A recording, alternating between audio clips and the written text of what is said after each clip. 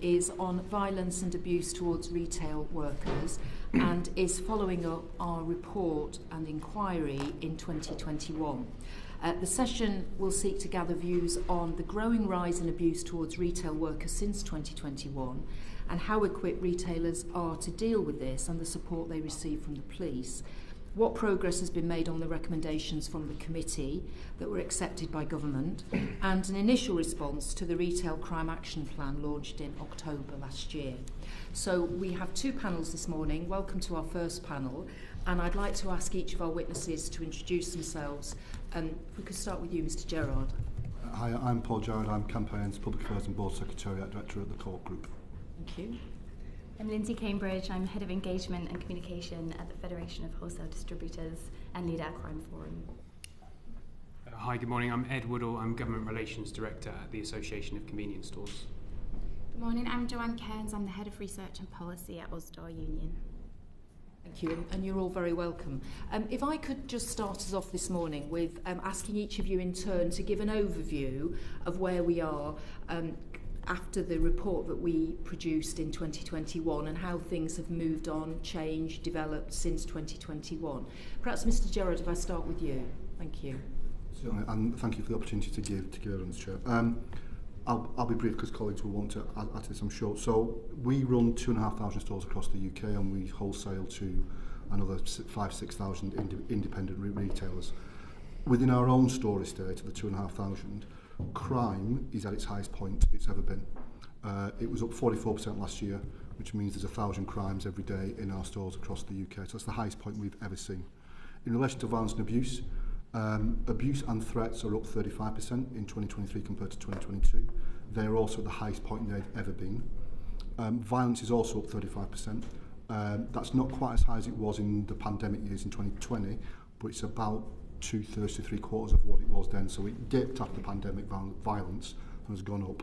And it's not quite at the levels it was in 2020, but it's getting towards it. What we see behind, and what does that look like? It can be everyday abuse. It can be threats. So a colleague of mine in a store, a colleague of Indian heritage, was abused for his heritage and was threatened with a gun. Threatened with a gun? Yes, for no reason except for the customer didn't like him and didn't like his tone. It could be a colleague who couldn't do cash back because the customer had paid by contactless. The customer came round to the kiosk, smashed the kiosk door down, punched my colleague 3 times in the face. My colleague was hospitalised, off work and has only just come back. There's that kind of violence, abuse and threats. Sorry, violence and abuse. There's threats where colleagues are followed home. We've had to move colleagues from their homes because of threats made to them. And lastly then, there is a level of violence that goes with individuals and gangs who are targeting our shops to steal for resale. So not people who are stealing to feed themselves or stealing for thrills, frankly. They are stealing for resale. They will often be armed. Many will have substance abuse issues and are being exploited by other organisations. They need to get that product for the order they've got, and then they will use violence and weapons. So colleagues in a store in Leeds before Christmas were faced with three masked men with machetes who took out the entire vapes, spirits and cigarettes section. So there's a level of violence and abuse that is certainly abuse is at abuse and threats high as it's ever been. Violence is getting back to where it was in 2020 at the height of the pandemic. I'll pause there, Chair. Well, thank you for that. That's a very sobering account. I just wanted to say that I visited one of your stores in my constituency on Greenwood Avenue in Hull, and whilst I was there, a man came in, went to the refrigeration unit, and basically cleared out all of the, I think it was bacon, just put it all into a bag and left. Which seemed to me, it probably fits with your third category there of people stealing to order and then to resell as part of organised crime. That wasn't an individual just getting something to eat for themselves or nicking food for themselves, was it? So that you think that's the biggest increase in that kind of organised criminal activity? From our perspective, in terms of the overall levels of crime, it's individuals and gangs who are targeting for resale. You know, Professor Emmeline Taylor produced some research towards the start of this year describing the market for that. There's clearly, I think, a bigger market for this because of many people are struggling to make ends meet. But the people who are stealing from our shops in the main, in volume, are selling it on, not consuming it themselves. Right, okay, thank you very much. Ms Cambridge. Thank you for letting me give evidence today. Our members supply food and drink into convenience stores, maybe around 72,000 convenience stores across the UK, and around 300,000 food service outlets. They also own large estates of convenience stores as well. Over the last 3 years, since the inquiry opened in 2021, we've seen around a 30% hike in crimes, including violent crime, against our members. And these can range from thefts against retailers in a cash and carry car park. They can include ram raids into wholesale depots. People have been known to come in over the top through the roofs of wholesale depots. One ram raid was really catastrophic. They stole £500,000 worth of goods, things that are very high value, high-end spirits, vapes, cigarettes, easy to resell, and that it's organised crime in our sector predominantly. They use the motorway corridors up and down the country to target these large warehouses that are very rich in what they are stocking. Unlike retail stores, we do hold those large quantities, which makes them particularly vulnerable. And the other aspect that we have in terms of the vulnerability is when goods come in, so from suppliers at the back of their depots. Again, it's another really vulnerable point. And also when those goods are in transit. So once they have left the depot, many of the convenience stores will opt for a delivered service. And that means that there are vast quantities of tobacco, as I say, high-end spirits, vapes in the back of lorries, and they are, once they get to a traffic lights, they are attacked, essentially. They don't go near the driver. They do tend to just do what they are doing. Two will get out of the car, open the doors, and a third will take the stock, and when the traffic lights turn, off they go. It really is a problem, and I'm sure we'll get onto the measures that our members are putting in place to try and prevent that. But that should give you a bit of an overview. That's a very good start. And just to be clear, your workers, the people who are employed, are not usually included in the retail category. So they, for example, under the new offence, perhaps are not going to be. We need to make sure they're included in that. Yeah. That's our probably biggest ask of you today, right. Is that the new standalone offence extends into retail. I know you're meeting with Patrick Holdaway later, and he sort of agreed in principle via the MBCC that will be the case, but we really need that in black and white. Right, and I think we'll come back to that. I know members have got questions on that. Okay, thank you. Mr Woodall. Morning, thank you very much for the opportunity to give evidence. I think I'm telling a broadly similar picture to other colleagues today, and it's true. I think if you look at our data from the convenience sector or the wider retail sector, that the level of violence and abuse against workers, shop workers, has increased. I think when the committee was last doing their inquiry, that drive in violence and abuse was very much characterised by COVID measures, face masks, social distancing. I think now the typical scenarios we see in a convenience store setting where there'll be violence and abuse are characterised by encountering someone that's stealing from the store, where there's asking a customer to verify their age when they're buying an age-restricted product, or when they're refusing to serve a customer because by law you can't serve some customers if they're intoxicated or for whatever reasons. Those are the key flashpoints that we see for violence and abuse. And as Paul mentioned, I think the biggest driver of the rise in violence and abuse is because we are seeing increased levels of shop theft committed by prolific offenders who often have addiction issues, other issues that are not being dealt with, which is driving them to steal.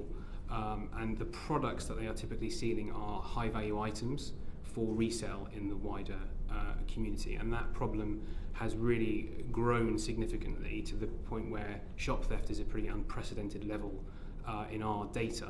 So pretty much from summer 2021 onwards, we've seen that rise go up very quickly. And when you ask retailers, is that to do with the cost of living crisis? About 2/3 say yes, but it's not typically because people are falling on hard times and then choosing to steal. It's because those prolific offenders are having to steal more to sustain what they need, but also because there's a wider market in which people might want to buy the goods that they are stealing from stores, which are sort of typically meat, cheese, alcohol, things that can be resold within the community. So that's been the sort of key driver, is around those prolific offenders. So it's not opportunistic, it's very much prolific. In some senses it's organised, but sort of urge some caution around organised. I think for convenience store settings it's very localised. It's 2 to 3 people crime waves that are known to the retailer, known to the police, known to the community, but are not being dealt with appropriately and properly, and that's what we've seen as a real driver of violence and abuse at this time.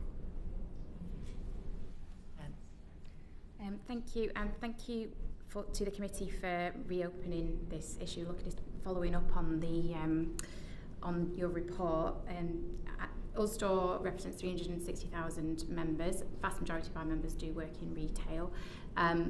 And this is an issue we've been campaigning on for a long time. We launched our Freedom from Fear campaign back in 2003. So this is not a new issue for us, but what we have seen in recent years is that the scale and the seriousness of incidents has been heightened. The results from our latest Freedom from Fear survey, which we covered 2023, we survey thousands of our members every year on this issue.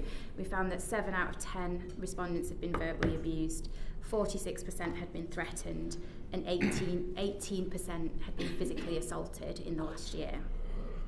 So the biggest change that we've seen year to year was the increase in physical assaults. So from 2022 to 2023, that went up from 8% to 18%.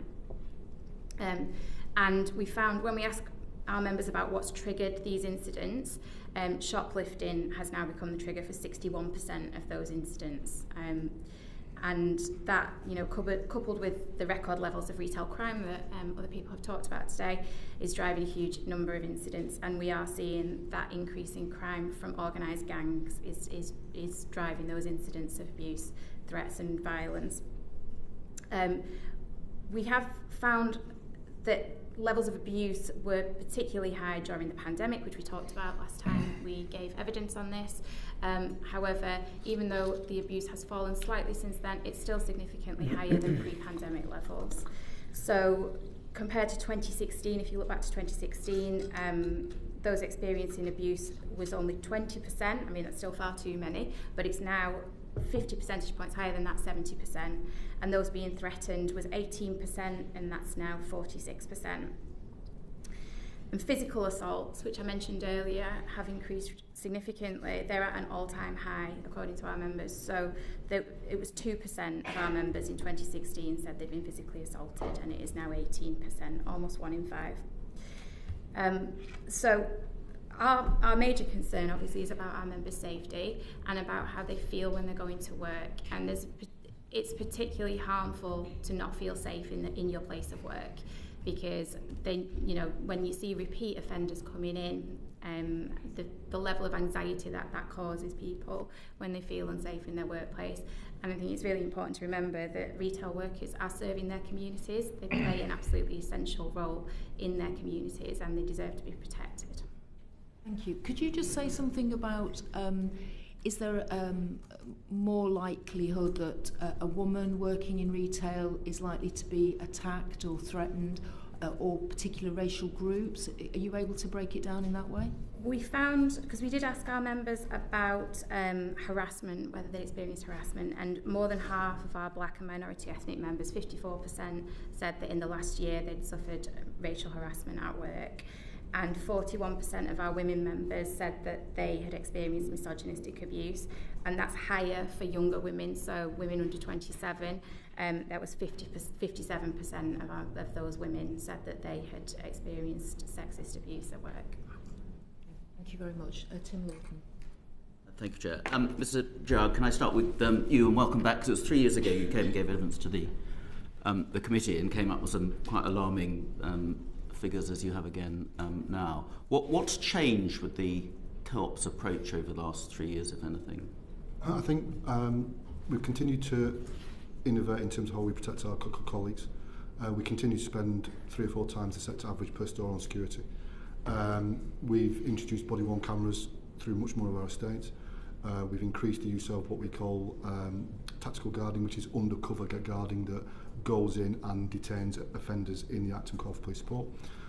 We've also, as some of the crime types have changed, so we've seen over the last 18 months a real rise in what we call kiosk breaches. So many of our stores will have kiosks around them. Last year there were 1,200 kiosk breaches. They are invariably armed and they are targeting high volume. So we've invested £4 million to introduce already 200 very, very secure kiosks, and we're going to invest more. So it's innovating to do things differently to try to tackle. And the last thing I would say, I think this is the most important thing, is we continue to develop more partnerships with the police. If I look at, so we've currently got 12 different partnerships across the UK.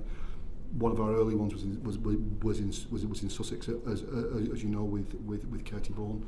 But we've now got 12, and if I look at what's happened in the first quarter of this year, results in terms of offenders managed, sentences, CBOs, they're about 200% up year on year in 24 compared to 23, and I think that's the secret, working with police to maximise the impact they can make as well as what we do. Okay, so you've spent a lot of additional money, you've done a lot around designing out crime supposedly, but you've just told us that the level of crime is the highest it's ever been, so that's not worked, is it?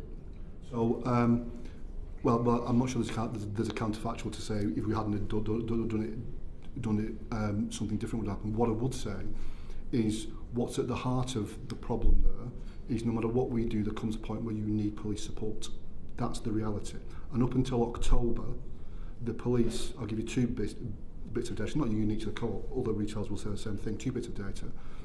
When we were asking for police support, in the first quarter of 2023, the police did not turn up in 70% of occasions. And we weren't asking for support for someone sneaked a ham sandwich.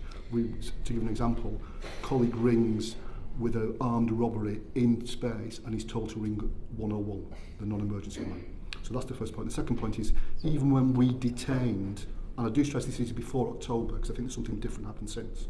Before October, when we were detaining offenders, our security guards were detaining offenders in store, we called for police support, we made the citizen's arrest. The police did not turn up in 80% of occasions. That means we let that individual go. So you can say it hasn't worked. We think we've kept our colleagues as safe as possibly could. We were disappointed by the police support.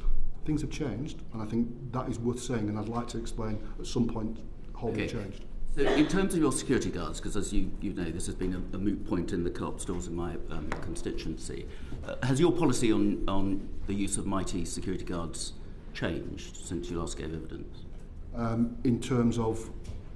Well, you told us that they are for a visual deterrent only. So they are primarily. So we have 2 kinds of guards. The static guards that you will see at the door are for visual deterrent and will intervene as needed, and we can talk about some examples where they have intervened in your constituency and were assaulted as a result. But we also have undercover guards who are there deliberately to intervene and detain people. So we have 2 types of guard because we've developed how we work. So in terms of what your staff can do, including the security guards, what are their powers, and how often are they likely to exercise those powers rather than rely on the police not turning up? Yeah, so shop workers have no more powers nor do more security guards than any other member of the public, so they have a power of citizen's arrest. In common with, I think, every retailer in this country, we tell our colleagues not to intervene if they're going to put themselves in danger. And the same would apply to those security guards. I can give an example, and we've discussed this before, Mr. Lord, about Lancing. We have a particular problem at that store, and we were not getting a police response. When our security guard intervened with some youth offenders, they were attacked by the youth offenders. They detained the youth offender and called for police support. The police didn't turn up in time. but the youth offender's family did, who proceeded to give the guard a good kicking before the police did arrive. So that police response is critical in giving my colleagues, all shop workers and security guards, the confidence to intervene. Okay. With respect, Mr. Gerard, as you know, there are many instances in that store and other stores in my constituency and elsewhere in the country where the security guards specifically will not intervene because they're told to be a visual deterrent only. And it's not them that gets assaulted, it's members of the public who get assaulted because they've stepped in to try and stop people nicking stuff, and they put themselves in the front line of danger. But it's the staff who step back, which is not acceptable, isn't it? Because you're not just there to protect your staff, you're also there to protect your customers who bring you your earnings. Yes, absolutely, and which is why we spend almost 4 times more than anybody else in the sector on security. What I would say, in the case of Lancing specifically, 1,000 incidents in that store report in 2023, including serious violent assaults. The police never turned up before July, and they only turned up in July because he went viral of a PCSO sat in a car refusing to intervene.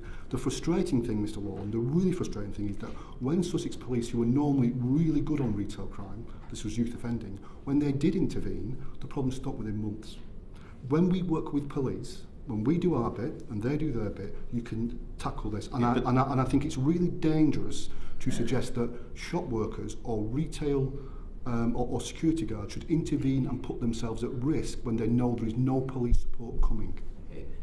Without getting too parochial on this, as you know, because you were part of the meeting where a neighbouring supermarket, where they have a very different approach to security guards, where they have security guards on the door who will physically prevent known or suspected shoplifters and troublemakers coming in, whose staff and security guards will trail suspected shoplifters and troublemakers around the store and will eject them, and who will proactively, where it's children involved, go and speak to the parents of those children and threaten those parents that they will not be allowed to shop in that store unless they get a grip on their children's activities.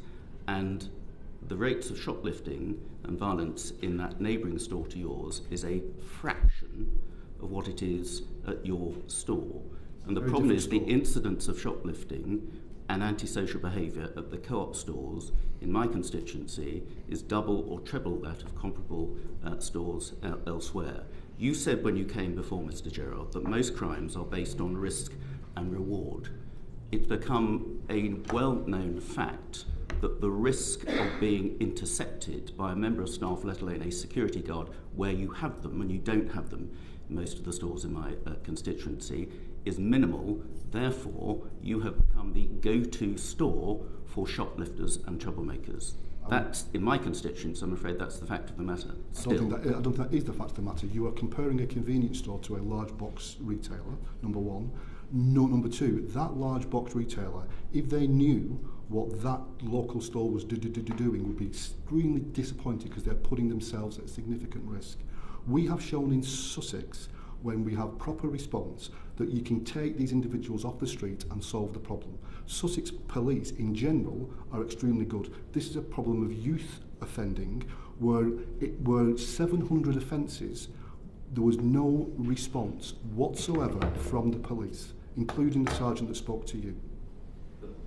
The issue is the same for the neighbouring retailers as it is to you, and the numbers with the Co-op are just way higher. And when I last went with the police around the Co-op not so long ago, none of the shop workers were wearing body-worn cameras because they chose not to. And all of the tagged items, which now includes Nutella chocolate spread, is in a plastic box and tagged, were not actually tagged. It was for show only. And isn't that the problem, Mr. Gerard, that criminals know that the Co-op are visual deterrents only, and despite what the police response may be, you are not doing your bit to intervene on the criminals who are raiding from your... That is a scandalous thing to say for an organisation that spends 3 times the sector average, that because of their work with the police has seen more than 100 offenders managed this quarter alone, And I would say to you that if you compare convenience stores with convenience stores, you will see that the Co-op is no more targeted than anybody else. The data that Ed has provided... That's just not true in my constituency. You know the figures of my constituency. But you are targeted far more than anybody. And just saying that you both can't speak at once. And just saying that you've spent 3 times as much, all the perfectly understandable, reasonable things you've done on designing out crime or whatever, at the end of the day, you are spending far more than other retailers, and you are being targeted far more than other retailers. That is not true. That is factually not true. If you'd like to give us the figures for the stores in my constituency, which I know compared with others, then I think we'll know that is true. And if you compare convenience store estate to convenience store estate, then you have a very different perspective. You are comparing a big box with a specific entrance and products in different areas to a small format store. It is frankly naive to compare the two. Okay, so you'll provide the information. I'm very happy to. Kim Johnson. Thank you, Chair, and good morning, panel. I'd like to ask you about convenience stores and the fact that there are so many corner shops that are operated by non-white workers. And I just wanted to know from your point of view how you're capturing information in terms of the rise in race hate crime towards these workers and what support is provided to them when their shops are being attacked. Sure, so we know in our crime report we collect data around verbal abuse generally, so we do a colleague survey that shows that 87% of colleagues had experienced some form of verbal abuse. So it happens in all stores and all locations, unfortunately. And we also collect data around hate-motivated crime that suggests that 34% of those verbal instances are hate-motivated in some way. Now, we do provide advice and guidance to retailers and separately around how to keep their colleagues safe. So we work with the Susie Lamplugh Trust on creating a workplace safety charter, which is really around communication and training, risk assessments in stores, and tools for them to use. And we've also delivered the Shop Kind campaign for the Home Office to try and get the message out to consumers around being kind when they're in shops and reminding them, as we touched on earlier, the important work that shop workers are doing. But we thought it was important to track that figure and to be able to give advice and guidance to all retailers around how to manage the best possible environment that we can. And to the discussion that we just had, I think it's about the overall picture of security and the overall tools available to retailers in their retail settings. So it's not just about security guarding, it's actually around how you can make colleagues feel connected with the investments that you make. So as a sector, we've made £339 million worth of investment in crime prevention measures. A lot of those are about making colleagues feel connected so they can get support when they need support. So that's headsets, that's body-worn cameras, that's remotely monitored CCTV. So CCTV for the store will be monitored externally and then someone can intervene so a colleague feels supported, but also aftercare support around counselling services as well are some of the key areas that we see retailers investing in more. So it's an absolute priority to provide support to all colleagues when these incidents happen and also ultimately to prevent them from happening in stores. Can I just ask, do you report those race hate crimes to the police so that information is captured? Well, we say to retailers, report all crime, and that includes hate-motivated crime. Within all of that, they should be reporting those incidents. I think, as we might come on to, I think retailers find it challenging sometimes when they're reporting those into policing systems, which is something that we want to do better, and I think that's addressed in the National Retail Crime Action Plan. But the message is absolutely to try and report everything. I think we have to manage expectations around the response that we'll get from police to some of those reports. I'm sure we'll touch on some of those issues in the second panel.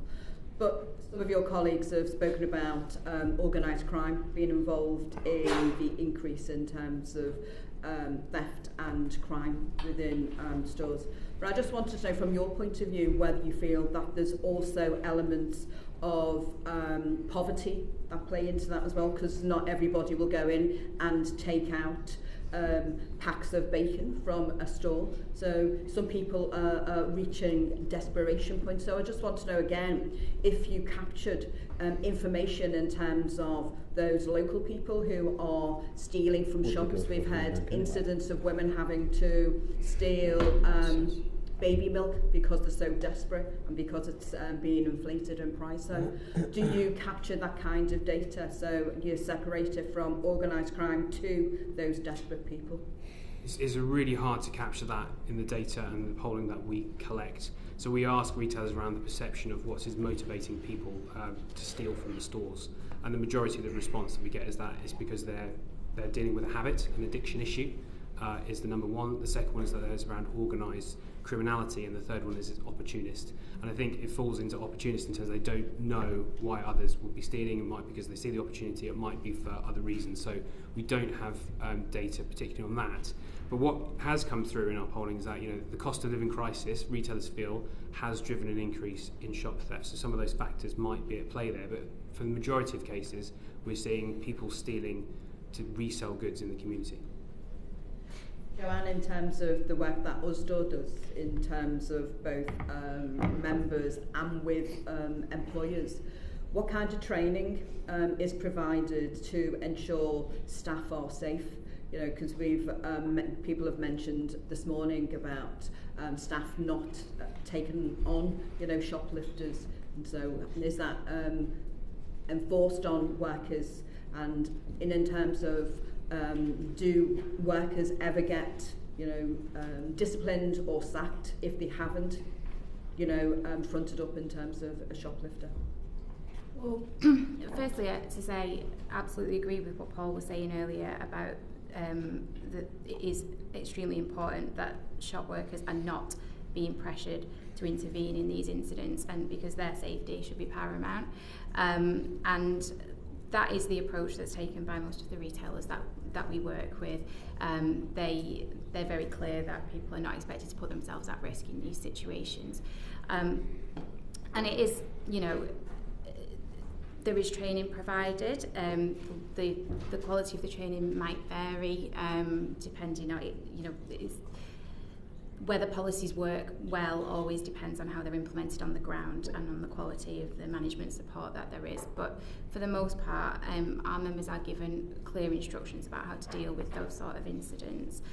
What our members do report to us that they would like to see more of is management backup when incidents happen. And this is something that comes up quite often. 40% of our members said they would like to see more management support when they're dealing with an incident.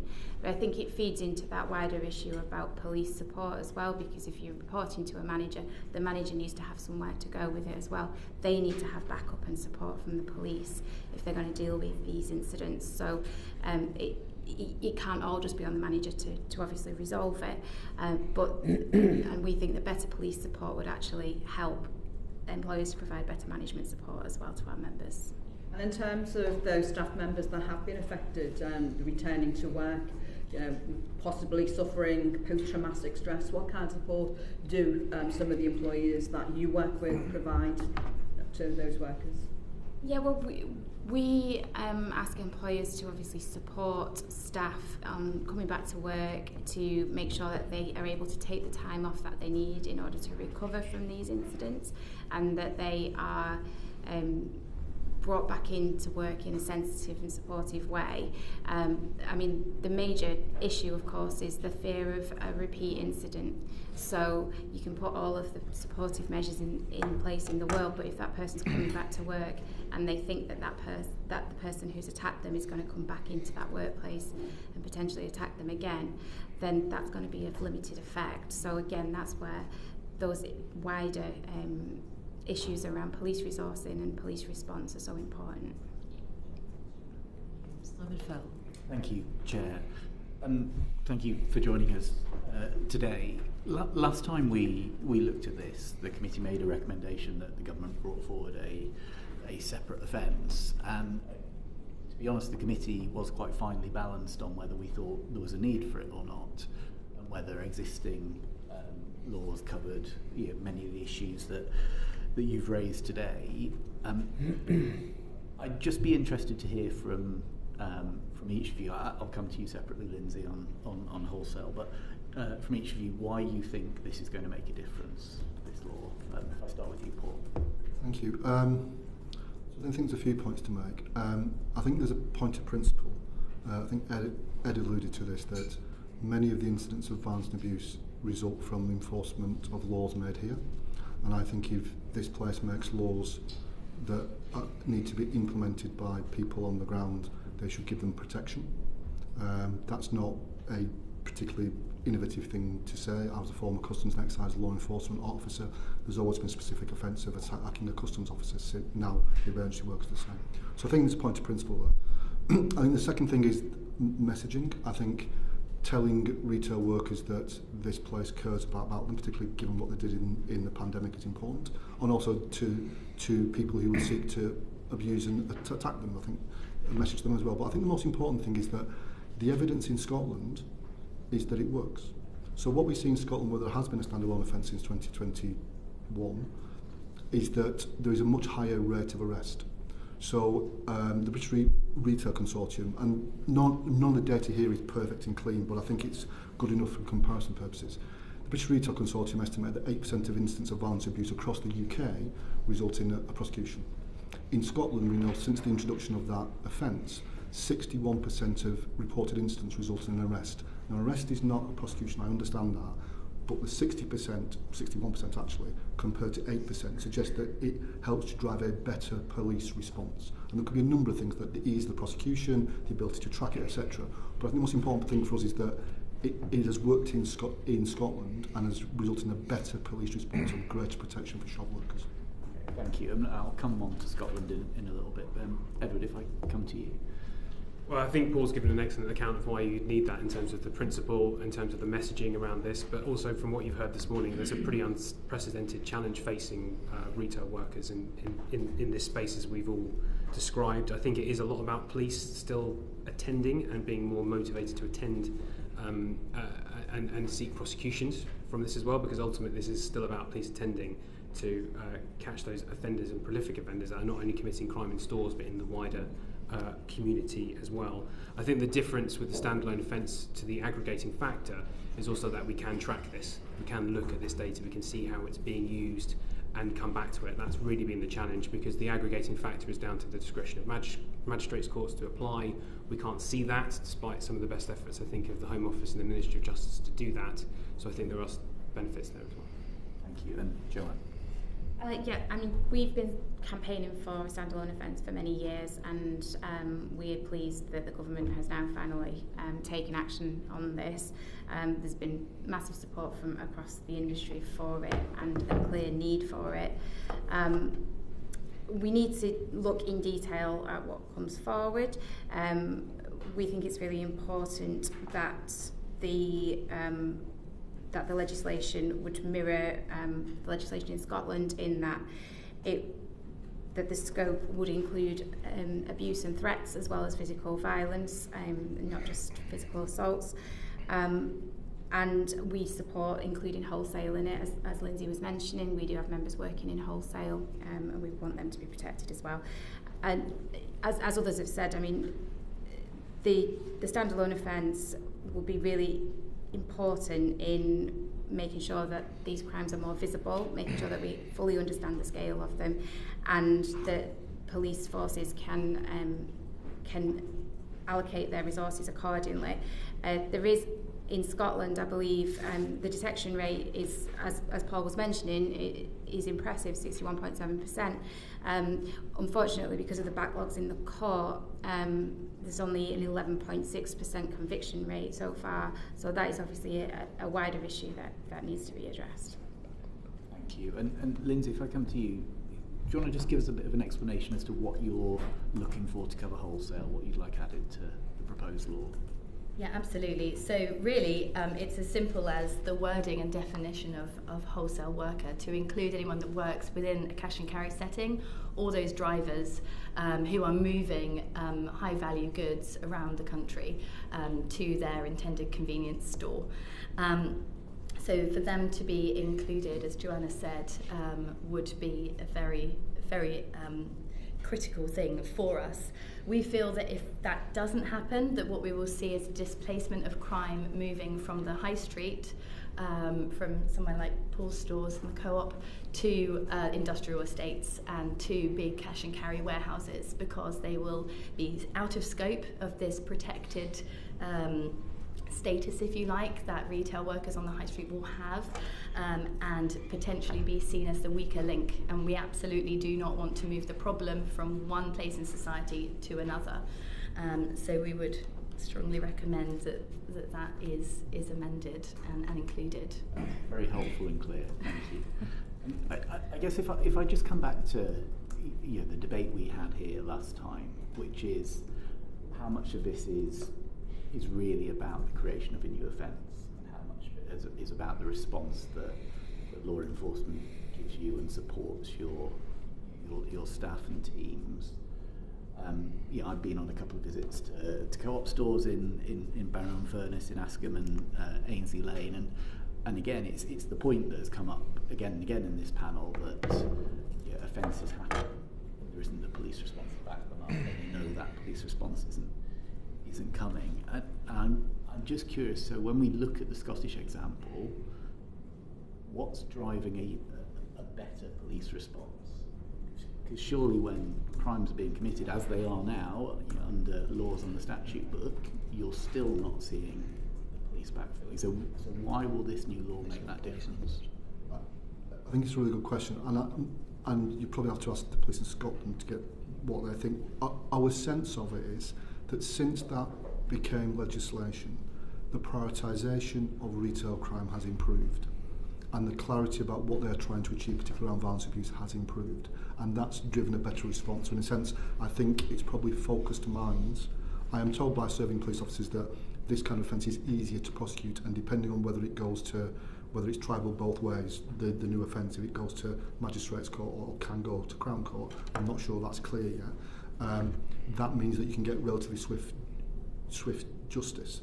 So my sense is that it's helped the police prioritise retail crime, so you do get a better attendance. What I would say, if I can, since the publication of the Retail Crime Action Plan, attendance rates for some of the things that we monitor has improved, has trebled in improvement.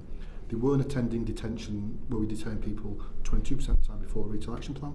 Since the Retail Crime Action Plan, that's trebled. They're attending 68% of incidents of violence where we've detained somebody. So I think the police attendance is critical. In Scotland, I think it's helped clarify and sharpen that. Helpful, thank you. And I guess last one for me, again, on visits, one of the things that's really struck me is where your team members are wearing body-worn cameras, you've got CCTV in the stores, and actually getting that information to the police has been challenging. They either won't accept it or they don't think it's good enough quality. Again, reading across to Scotland where this law is now in place, are you seeing improvements in that sort of information sharing piece so the police are better equipped to go after the people responsible? The sense I don't have any quantitative data for this, but having spoken to colleagues in Scotland, there is a much greater cooperation in getting, to coin the phrase, to getting that evidence into the hands of the police, either by email, ideally, or if not, burning it onto disk or stick or whatever and getting it across. And I think that's all about the clarity and the prioritisation that the police in Scotland have given it following the Act. Really helpful, thank you. Anyone else want to come in? Obviously there's Police Scotland, so there's more consistency compared to the number of forces that you have in England when you look at the whole sector. There are retailers, when they're engaging in the reporting processes, that are dealing with different systems, different processes, and the reporting processes are not always as easy. So if you have one format that people can follow easily, I think that makes a big difference in terms of getting information in. So to give an example, I think on where the National Retail Crime Action Plan is published, there's a sort of example of a case study for how you can report crime as a retailer. That's a 10-page document. That's 2,500 words that you have to print out to fill in for a shop theft offence. So that just goes to show the sort of the process that needs to be streamlined, and perhaps that's one of the factors that's driving it too.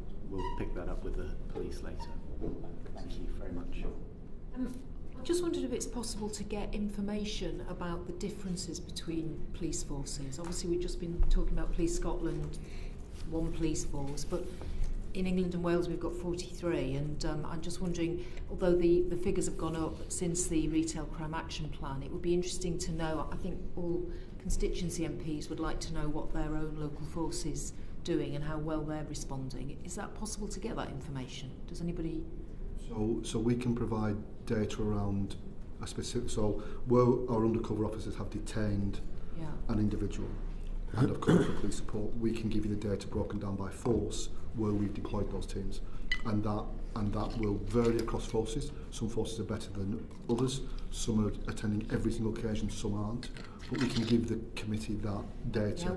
But I'll explain it in the note we send. It's quite a specific piece of data, but I think it's a good bellwether about the importance of this for different police forces. Yeah, that would be very helpful. Thank you very much. Mark O'Longy. Thank you, Madam Chair. If I could start with Mr. Gerard, and then if anyone else would like to come in after this, it's a question common to all. Wherever I go into my constituency, whether it's a sort of medium to small size co-op or a large Tesco or any retail, and I ask about why we are seeing such higher levels of crime, violence towards shop workers, there seems to be one common thread in all of it, which is the response to me is typically, for example, the Woodsetton store I went to in the co-op in my constituency. They said, because they know they can get away with this. There are no consequences. And this particular store, Woodsetton, or whether it's the Tesco one as well, is they say that it's the same people all of the time. Some of them sit literally across the road from the entrance to the store. They know when the high value goods are being delivered into the shop. They can tell when there are fewer customers coming in, and they can literally walk in. Shop workers might stand aside because your instruction to them is don't put yourself at risk, and I quite understand why you would say that. They help themselves and they leave. I'm not sure where we should... for me, this is a policing issue. The more we see the police refusing to deal with what they have decided to perhaps describe as lower level crime, the more these people feel emboldened, and actually there is a ripple effect into these criminals pushing boundaries and becoming even bolder and committing even more serious crimes. This isn't rocket science. Back a few decades ago, whenever it was, when the Mayor of New York implemented the broken windows principle, when they went after what we would describe these days probably as almost non-crimes, but whether it's graffiti or drunken behaviour or lower level crimes, as the police like to describe, it had a dramatic effect on reducing levels of crime everywhere. Would you agree with what I have just summarised, all of you, or do you feel there is any self-reflection as a sector, that perhaps the sector itself could do more? So I think the assessment that people think they can get away with it is right. I think the assessment that this is by a relatively small number of prolific offenders is also right. And those prolific offenders are known to my colleagues. They're known to local policing. And up until recently, the police haven't prioritised that. I think the point on self-reflection is a fair one, and I think we should always be looking at what more we can do. But our priority has to be, as employers, to make sure that our colleagues are safe. And how can we keep them safe? And our view is that the best way we can keep them safe is to work with the police to help identify. And to give you one example, and I have been critical of policing in the past. It's not something I want to do. I'm a former law enforcement officer. It's not what I want to do. But I have been critical. But there have been plenty of examples of where individual police forces have shown leadership. In Nottinghamshire, Operation Synergy, Inspector Ollie Vale up there worked with the co-op, identified, we knew who they were, the prolific offenders, and he arrested 17 within 2 or 3 weeks. This is fixable. This is fixable. The businesses have to come forward and help, absolutely, and play their full part, as do the police. I would repeat, though, is that since that retail action plan, certainly for us, we are seeing a better police response. They are attending, and once they've attended, then they can intervene, then they can tackle it. But there's a small number of prolific offenders. If you tackle them, address a lot of this issue. Okay. Would anyone else like to come in? Yeah, I would like to, if that's okay. Within the wholesale sector, they are doing, taking your point about could the sector do more as a whole. So I just want to run you through a bit of an itinerary of what a typical wholesaler may have in place in terms of crime prevention. And their budgets have typically tripled over the last 3 years. An average wholesaler can be spending up to £4 million a year on security now. And the measures that they're investing in are some of the following: car park barriers when you enter the cash and carry car park, security guards, shutters and vibration sensors on the walls for ram raid prevention, infrared and motion sensors, caged roofs to prevent coming in over the top, having daily visits from someone like a G4S to limit the amount of cash on the premises, smoke cloaks, a switch from slam locks to freight locks as security mechanisms on lorries, body-worn cameras and enhanced CCTV so that the police, they've got every chance of giving over enough evidence for prosecution. But if they bother turning up.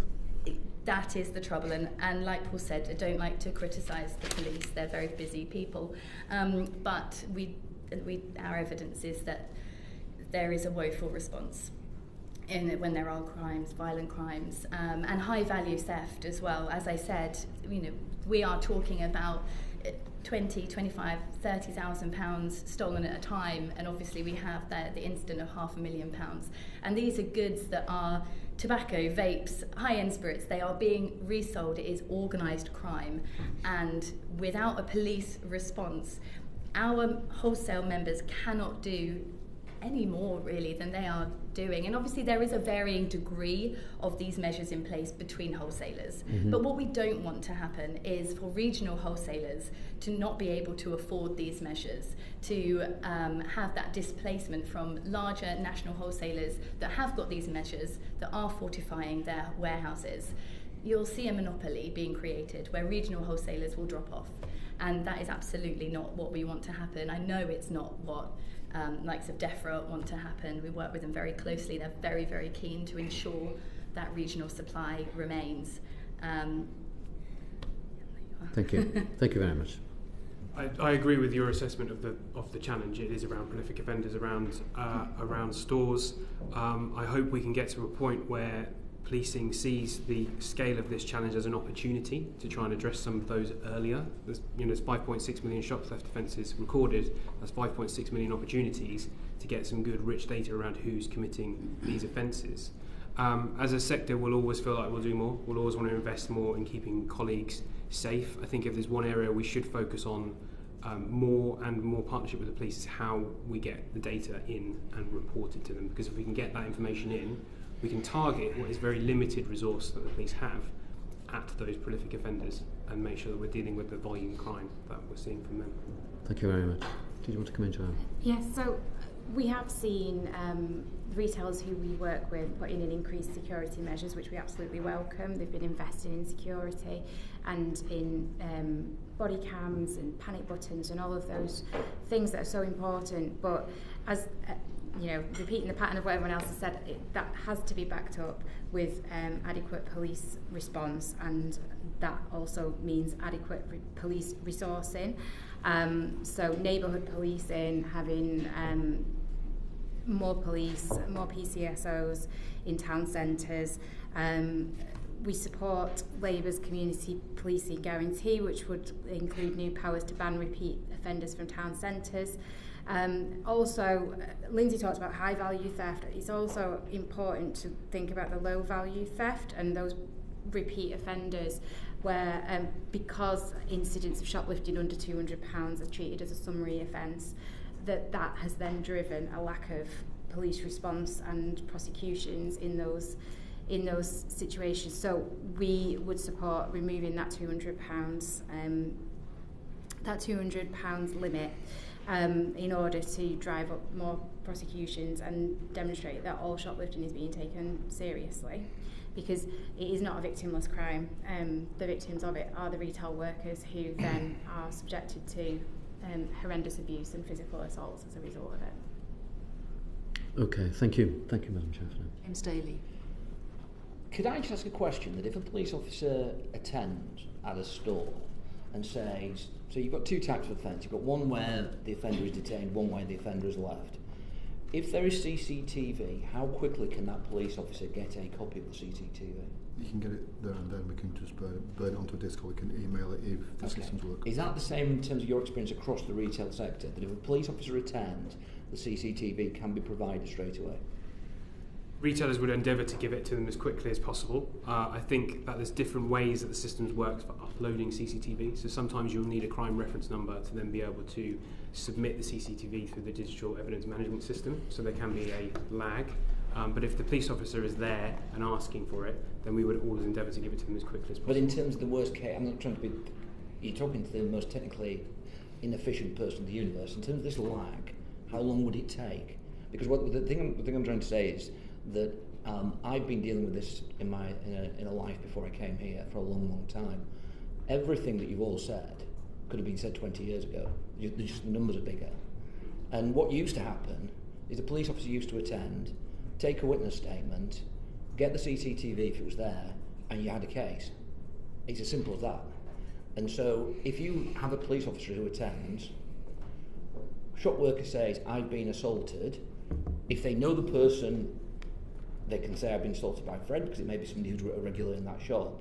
If not, the CCTV in terms of identification becomes an issue, and if nobody else can identify, then that is something for further investigation.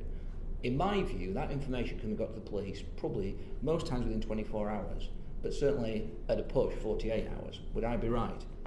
Yes, if not quicker. And therefore the problem is, it's always excuses.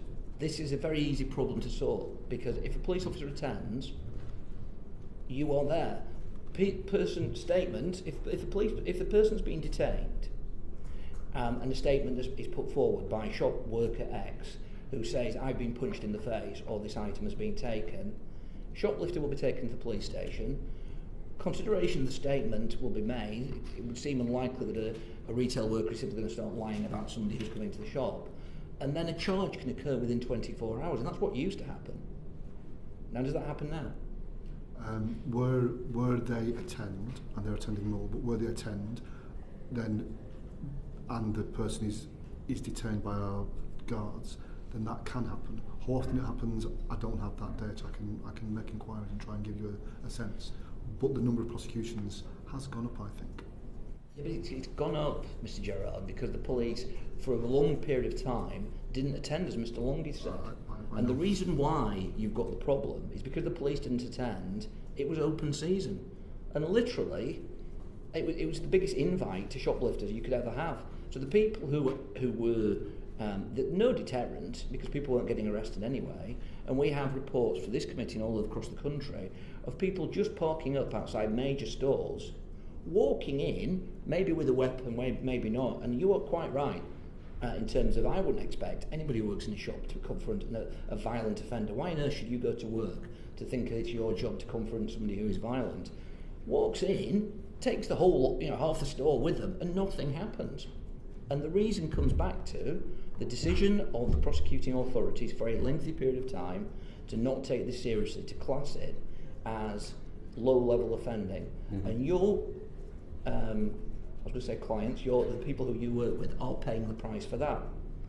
And I just want to make one final point. The situation in Scotland is quite clear. It's not down to police numbers, it's down to police priority.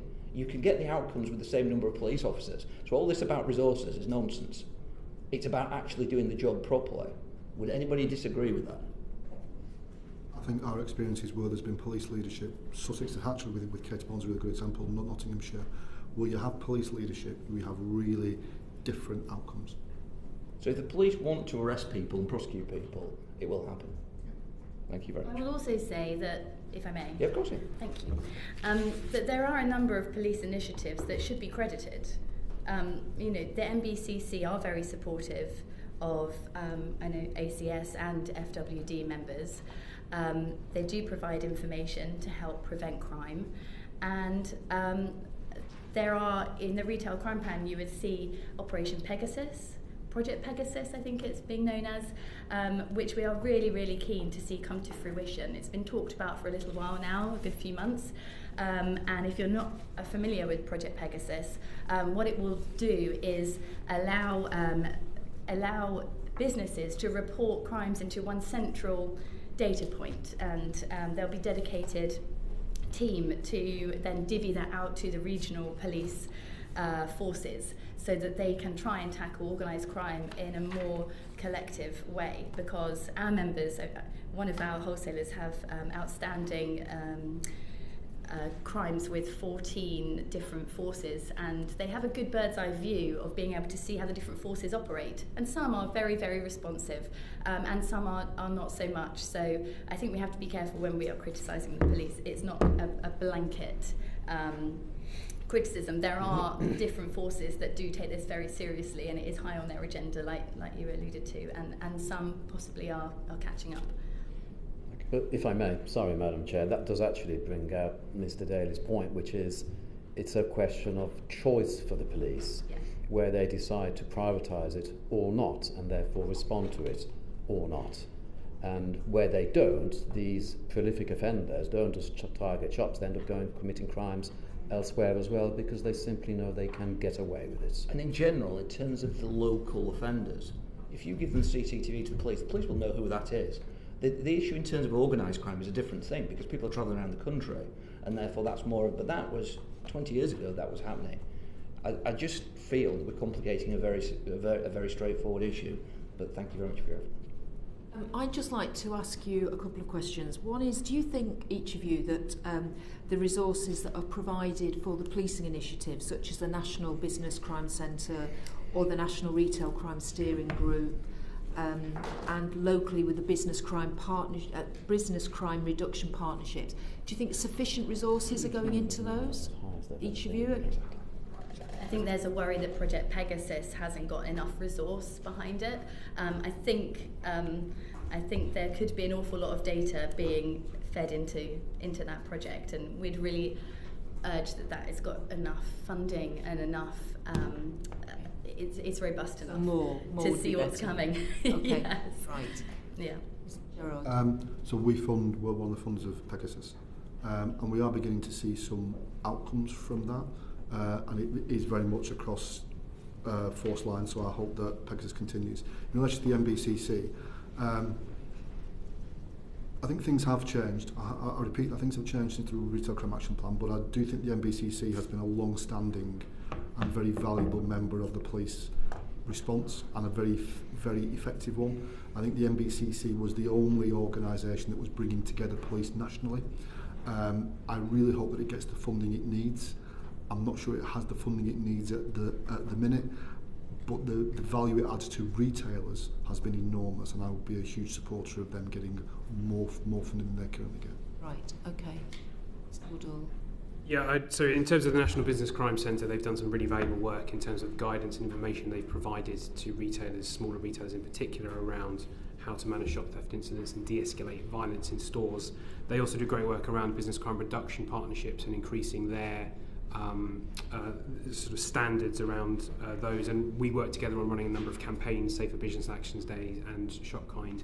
But also, to Lindsay's point, they connect us with different police forces. So when we have a problem we need to escalate, they can connect us into the business crime single point of contact. They do that with 2 people, and they do that, I think it's actually 1 person at the moment, but there's 2 people, and that's all of business, it's not just retail. So they do need to be resourced more. I think where we are seeing a positive is obviously we have a dedicated person now in terms of the National Police Chief Council focusing on retail, which you'll hear from later. Hopefully that's a great way to take across policing the need to focus more on retail and the need to take the National Retail Crime Action Plan forward.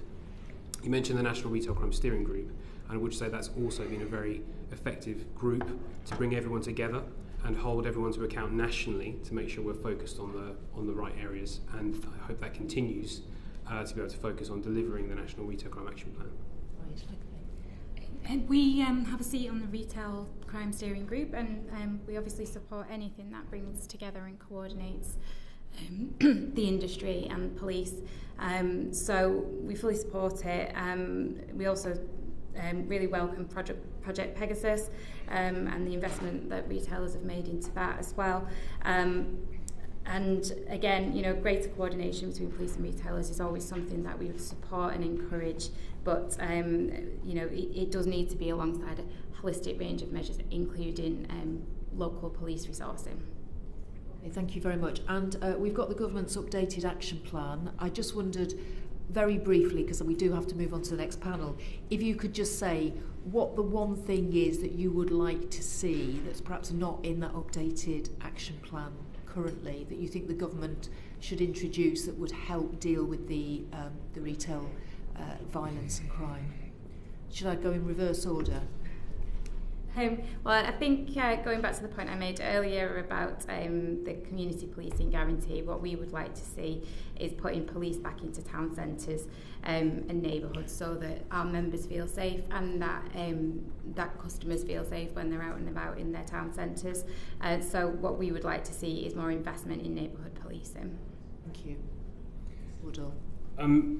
My recommendation actually goes more towards police and crime commissioners, if I'm honest, which is around their police and crime plans. Yeah. And when they come forward, that sets the priorities, that sets the budgets. That's where we need to have a commitment around retail crime and a commitment to deliver at an operational policing level the National Retail Crime Action Plan. Right, thank you. I think you can guess what I'm going to say, that it extends to wholesale workers as well, right. And make sure that that is really clear definition of what a retail worker is, and that does extend to industrial estates and cash and carry depots, drivers. I can help you with that particular definition if you should wish. We can follow up later. Right, okay. But if I could be so bold as to make one other request or recommendation. There is something I'm sure that your next panel may touch on it, but we do have a method of tracking and tracing illicit tobacco in this country already. It exists, but HMRC are the ones that own the rights and the data for that. And it is used within cash and carries. When you purchase tobacco, you will have to scan a barcode, and then there will be, it's tracked, and once it goes to your store, if HMRC ever wanted to come in and scan your goods, you could see where it originated from, where you bought it from, and that you paid the tax. It's also a very, very good way of detecting black market tobacco that has been purchased illicitly. And I know one of the things the police are moving forward on a project is to ensure that HMRC share the rights to this with the police, so that police can go in and identify stolen goods. And if we're tackling it at that end as well, it needs a multifaceted approach, I think this does. So I would really urge that that was considered and fast-tracked. Okay, thank you. That's very interesting. Mr. Gerard. So we very much welcome the police retail crime action plan and the commitments, and we began to see an improved response. Very much welcome the government's announcements last week. I think I would agree with Mr. Daly that we can overcomplicate this, and it just needs to be policed now. As a former law enforcement officer, it just needs to be actioned on the ground, and therefore I agree with Ed. I think there's a really important role for police and crime commissioners here to make sure that that action plan, and that both the government action plan and the police action plan, is actually put in place on the ground. And if it is, retailers will absolutely play every role they can to support the police in taking action. Excellent. Thank you very much for your evidence this morning, and we will be reflecting on what you've told us, and we're now going to hear from our second panel, and I'm sure we'll pick up some of the points with them directly. So thank you again. Thank you very much. Thank you. Thanks.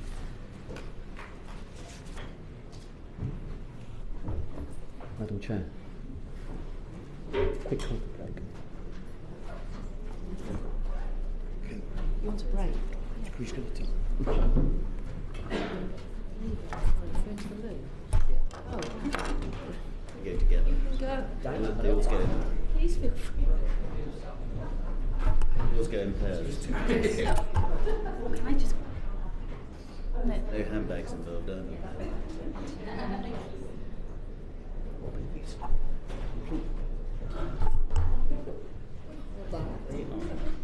You might go for all shoplifting, like I said. All their stores. Small store, are they the big stores? These are not convenience stores. These are big stores. Nice stores. We just want to wait for Good morning and welcome to the Home Affairs Select Committee. I think you were all at the back of the room during the first session, so you'll be aware there are some issues I'm sure that we'll want to ask you about that have been raised already. But could I just start by asking each of you to introduce yourselves? Chief Constable, would you like to start? Yeah, I'm Chief Constable Amanda Bateman. I'm the Chief Constable of North Wales Police, but the lead for acquisitive crime for the National Police Chiefs Council and for Police National Database. Good morning, Patrick Holdway, Superintendent of City London Police, and I lead the National Business Crime Sector.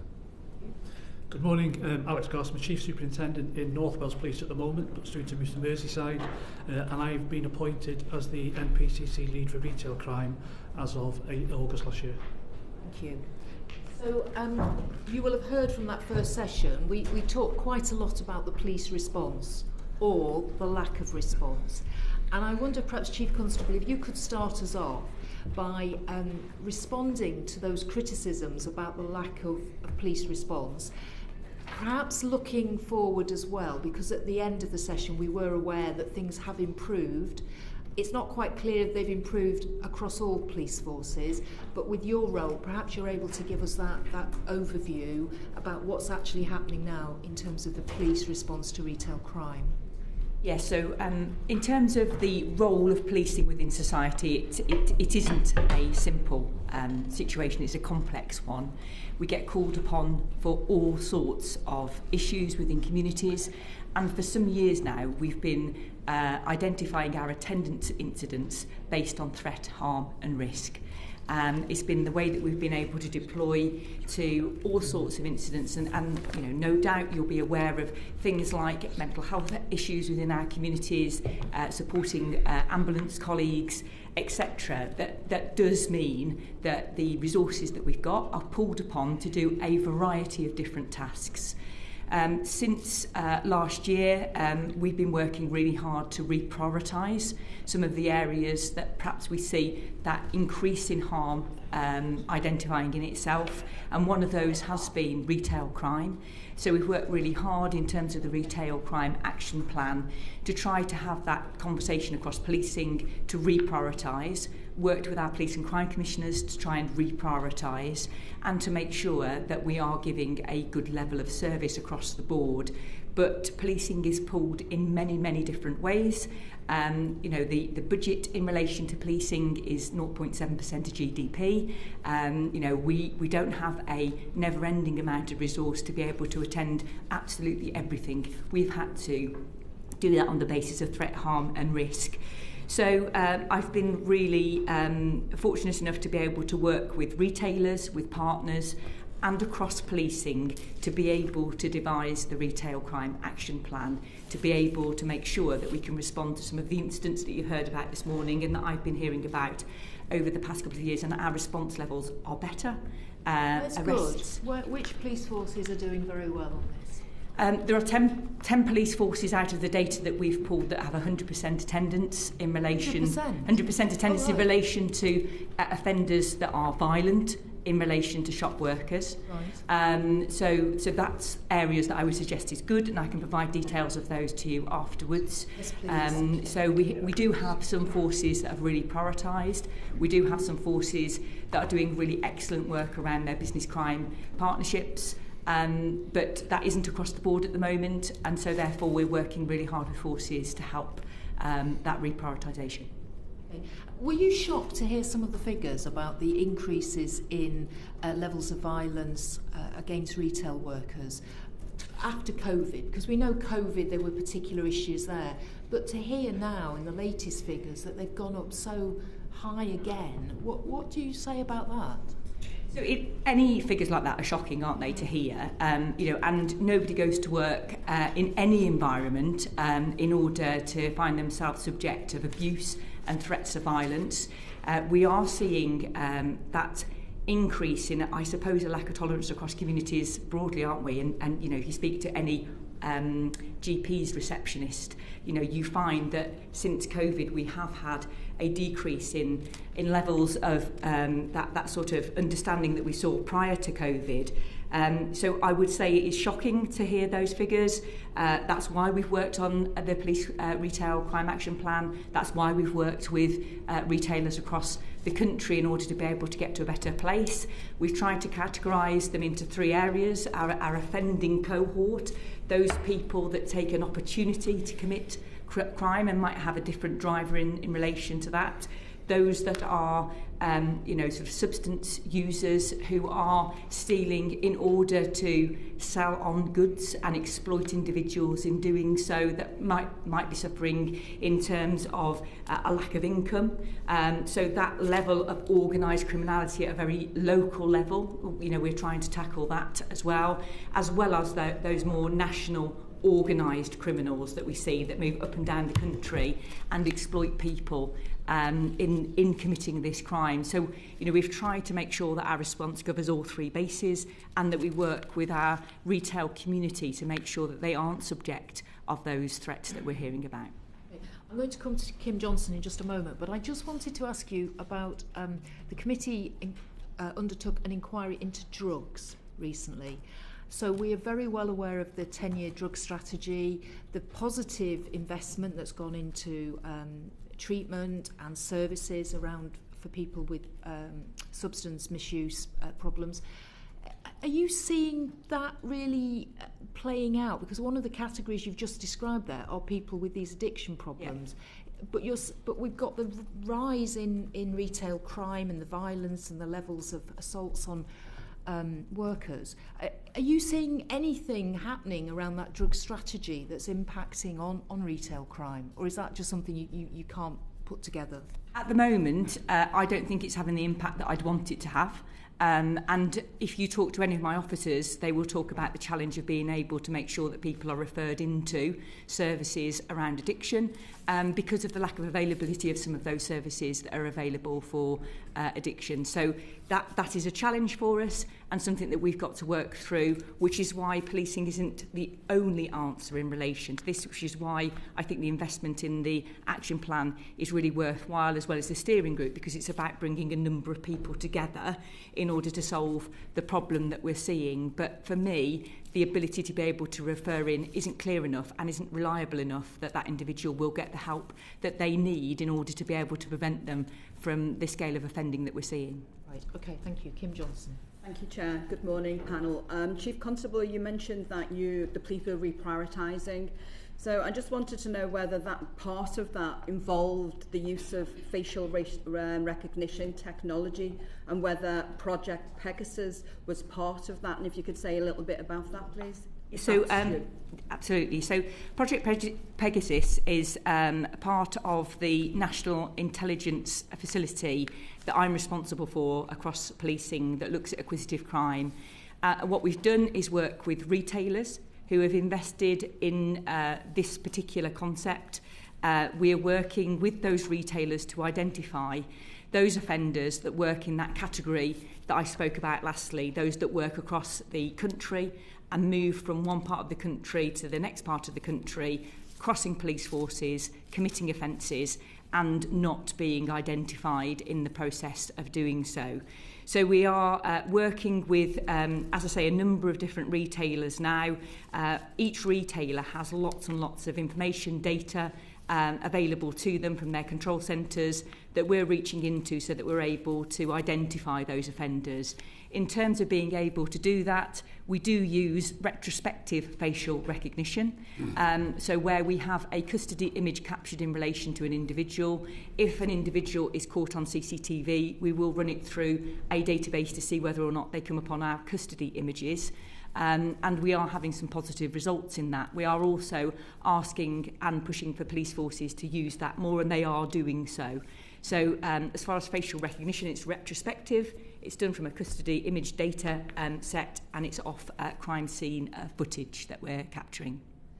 Constable, you'll be aware that there is criticism about the use of facial recognition, particularly in terms of some groups, particularly for black people who are overrepresented in criminal justice system. But the fact that, targeting those people in the margins of society.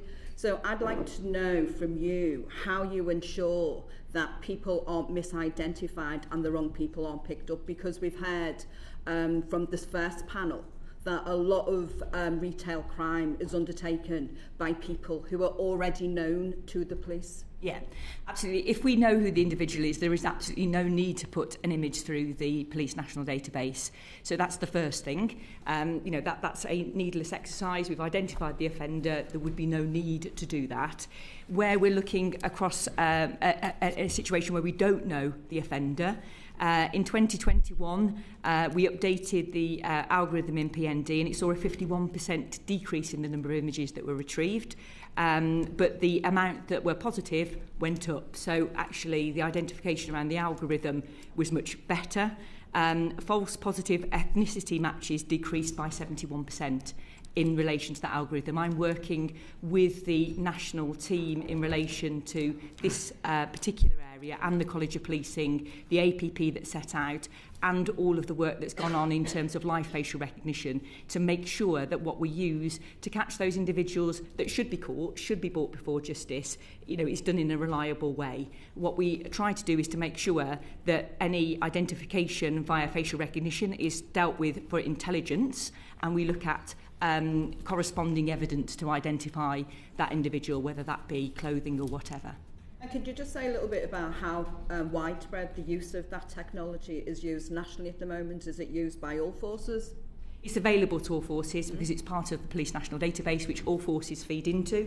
They feed all of their information into the Police National Database, so it's available to each force to use. And what we have been doing is training individuals in order to be competent to be able to put images through and identify people. It's not available to every single officer.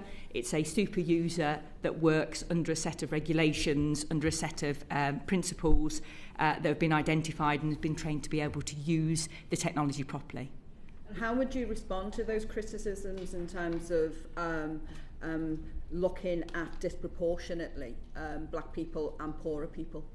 Very, very, very aware of the concern, very aware of the mistrust that brings about, working really hard to be transparent around that with those communities that are concerned about it. But ultimately, for those individuals that are going into stores and causing the type of offending and are participating in the type of violent behaviour that we heard about then I think, the public would expect us to use what we have available to us to identify those offenders. What processes are available for those people that are misidentified? In terms of complaint, obviously... Being taken off the system altogether? Yes, absolutely, yes. So if that... We're not capturing... So the image would be matched to a custody image from when somebody's been in custody. So it wouldn't be that we have a capture image in terms of general population. It would be from a time of person. That's also one of the criticisms at the moment, that you are capturing, lots of people from wider communities. I haven't had that criticism, no. Okay. Thank you. And my final question is, in terms of the standalone legislation, how effective do you think that's going to be in terms of dealing with retail crime, given the comments that we've heard this morning from the first panel? When I last appeared here at the Home Affairs Select Committee, I said that I didn't think there was a need for any additional legislation.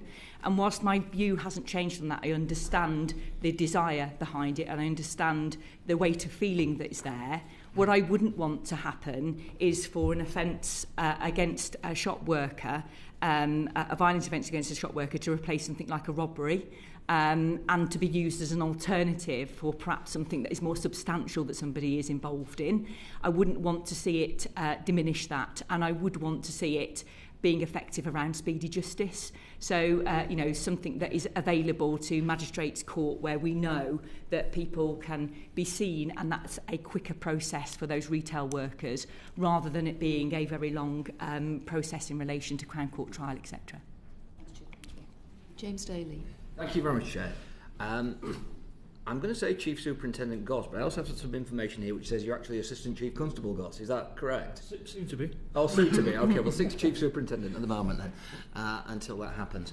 Could you just remind me, do the police have charging powers for shoplifting offences? No, they go to the Crown Prosecution Service for... I'm certainly a proponent, and in some ways a lone proponent maybe, in this, I'm sure the other colleagues will rush and say they are as well, but in terms of giving full charging powers back to the police, but certainly in terms of the way that retail crime is how the police deal with it, do you think that would be a positive step, giving the custody sergeant the right to charge shoplifting offences? I think it's a really good point, and I think it's certainly a step in the right direction. There's certainly much debate happening at the moment between policing, Crown Prosecution Service, Ministry of Justice about bringing some charging decisions back into policing. I think you said in the previous panel, retail crime, as I referred to, not shoplifting, it's retail crime, is a very simple investigation, and a decision by a custody officer on a very simple case can be made with certain circumstances wrapped around it. So I'm a real big advocate of bringing some of those decisions back in. Okay, so just to give an example of how a police officer, the process, the bureaucratic process, police officer attends, a statement I'm assuming would be taken. You may or may not have maybe more than one statement, and there may be CCTV. We've heard, we don't need to go on whether you got it or not. But in terms of that, when the police officer has that in their hands, what has to happen for a charge to go from that? Police officer gets there at 2 o'clock in the afternoon. What happens after those statements are taken? So statements will be taken from the store itself. Yeah. All the relevant evidence will be gathered, whether it be CCTV, witness evidence, which would encompass further statements being taken. And depending on the complexity of the investigation and complexity of the crime, if there's an offender detained, they're arrested, taken back to the custody suite, and there will then be a tape-recorded interview with an officer, with the suspect and a solicitor present, depending what's said. To interrupt at that point. So that is, I hesitate to say the old days, but when I was started off as a criminal defence solicitor, I sat in many of those interviews, and that's what happened in that process. Defendant says whatever they are going to say, whether they accept it or they don't accept it. What happens then? So the charging decision is then one for the Crown Prosecution Service. And how does that happen? How does the officer speak to the Crown Prosecution Service? So that's done via telephone or an online system, so they create a number of forms based on the case itself. That goes through to a decision maker, and a decision is made as to whether... How long on average does that take? Depending on how busy the custody suite is at the time, depending on the availability of a lawyer to make the decision, it can be quite quick, but it can also, as you can imagine, depend... Take hours? It can do, yes. And I think to anybody listening to the process, that would seem, I hesitate to use, I don't think this is a very legal word, but nuts, that a police officer is potentially sat at a desk rather than out of their duties for it could be the theft of a very small amount of items, which is a serious matter. But we've created a system where we have police officers away from doing policing, waiting on the other end of a phone on the hope that a lawyer may look at what is a very straightforward case.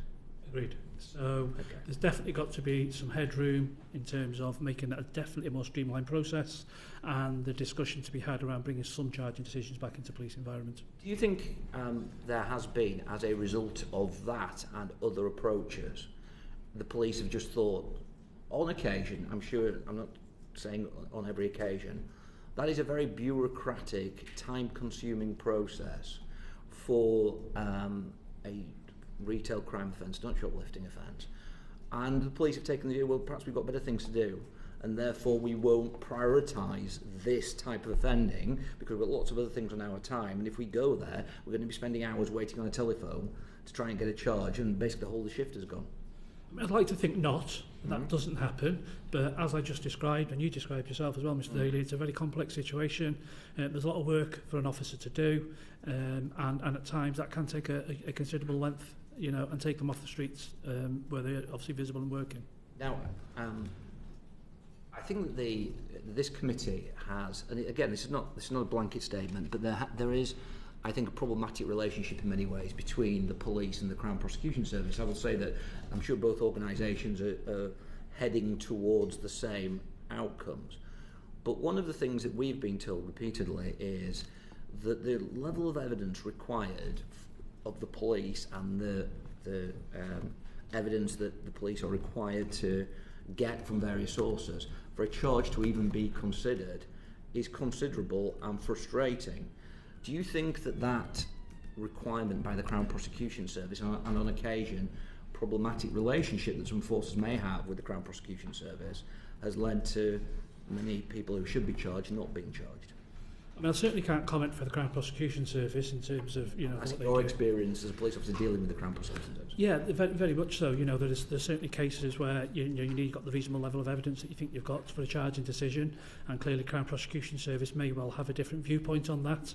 But ultimately, this is all about getting the right decision for the victim. Whether that be a court decision or whether it be alternative. Holdaway, forgive me for just coming past you for a second. Forgive me, I'm serious. I just want to go to Chief Constable.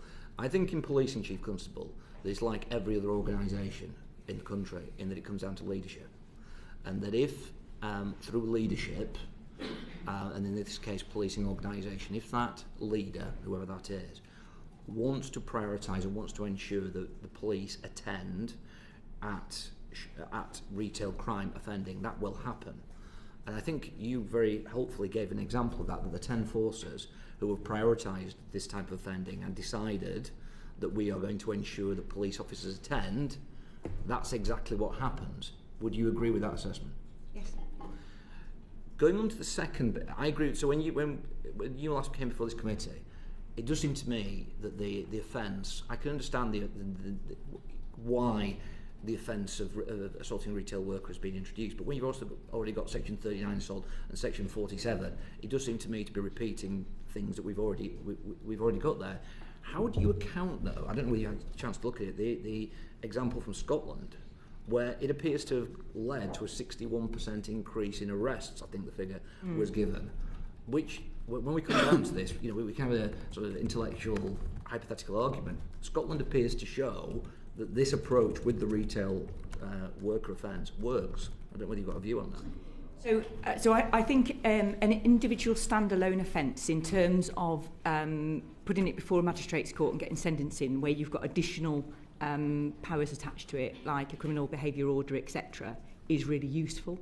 So in this instance, where we're seeing a standalone offence, I think it is a useful situation to be able to attach that to it, and it certainly increases the confidence of shop workers to contact us when something happens, because if they've been in a situation where they've been ringing us and nobody's been turning up, then you can understand them not wanting to call us. So I expect to see the amount of calls that we have from the retail community increasing, and I expect to see those increasing as part of the retail action plan and us responding, so I expect those to go up in the same way that they have done in Scotland.